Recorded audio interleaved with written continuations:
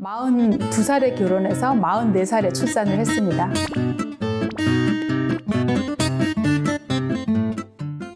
보면 산후 우울증이 요즘은 더 힘든 게요. 이제 요즘은 엄마 아빠가 산후조리 해주는지 별로 없잖아요. 친정에 사시는 분들이 별로 없거든요. 이제 옛날에는 아기 낳을 때 되면 친정으로 거의 많이 가서 아기를 낳았는데 요즘은 친정 부모님들도 일하시는 분들이 많아서 다 거의 산후조리원 들어가시잖아요. 그러니까 원래는 가족하고 있는 게 제일 편하지 않습니까, 사람은. 근데 가족하고 이렇게 지내야 되는데 떨어져서 남과 이렇게 지내는 것도 쉽지 않을 거고요. 요즘은 우리나라가 옛날처럼 대가족이 아니잖아요. 사촌들이 모여서 서로 항상 연결해 있고, 내가 무슨 일 생기면 이모들이 도와주고 고모들이 도와주고 작은 엄마 도와주고 옆집이 도와주고, 이런 문화가 우리나라가 없어졌잖아요. 그런 게 없어져서 더 산후 우울증이라는 게 옛날보다는 더 문제가 될 것 같아요. 혼자 감당해야 되는 게 너무 많아졌어요, 요즘 사람들은. 근데 사실 산후에 이제 여자들이 보통 남편이 미워지는 시기가 그때부터죠. 아기 낳기 전에는 남편이 미울 일이 없거든요. 아기를 낳고 나서 이제 남편에 대한 미움이 시작이에요. 왜 그럴까요? 그게 본인이 힘들어서 상대가 도와주지 않는 거에 대한 반사이기도 할 것 같고요. 보통 남자들은 아기가 밤새 울어도 잘 안 깨거든요. 안 들려요, 귀가. 애가 밤새 울어도. 근데 여자들은 그게 애가 뒤척이기만 해도 그게 들리거든요. 그러니까 나는 잠 못 잤는데 옆에서 쿨쿨거리고 잤다. 이것도 이제 미울 거고. 그러니까 아마 밉다는 거는 내가 힘든 거를 못 알아준다.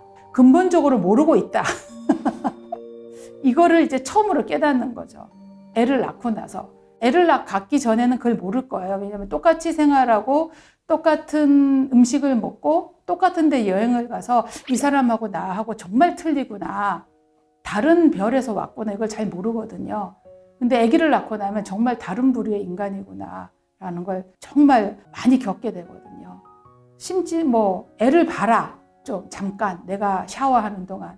애를 보라는 게 뭐를 하냐면 애를 보고 있어요, 그냥. 애가 똥을 누든 뭐를 하든 진짜 애를 보고 있어요. 애를 놀아주고 눈을 맞추고 뭔가를 해줘야 되는데 그걸 못하고, 옷을 좀 입혀주라 뭘 하는 동안 애가 옷 입을 때 막 난리치거든요. 옷을 못 입히는 남자들도 있어요. 저희 남편이 애 옷을 못 입혔거든요. 애가 막 설쳐대니까. 그러니까 그런 것들이 이제 자꾸 쌓이면 여자 혼자 해야 되는 일이 많아진단 말이에요. 육아라는 게 거의 여자가 전담이거든요. 그거를 여자가 배운 것도 아닌데 여자는 그냥 알게 돼요. 이제 몸으로 체험해서 알게 되는 거고, 남자는 지난해나 똑같이 몰라서 시작을 했는데 남자는 알려고 하지도 않고 체험을 하려고도 안 하고, 그러니 점점 더 모르고 여기서 소외가 되는 거죠. 그러니까 이제 점점 남편이 미워지는 마음이 그때부터 생길 것 같아요. 그럼 이건 어떻게 극복해야 되느냐? 잘 모르겠어요. 요즘 TV 프로에 보면 이제 요 몇 년 사이에 육아 프로그램이 굉장히 많이 나오잖아요. 그거를 보고 내가 이제 산전진찰을 하다 보면 그거에 대한 환상을 많이 가지고 계시더라고요. 남자들도 육아를 많이 하는 걸로. 근데 저는 요즘 젊은 아빠라고 육아를 잘할까? 할 수 있을지 모르겠어요, 저는.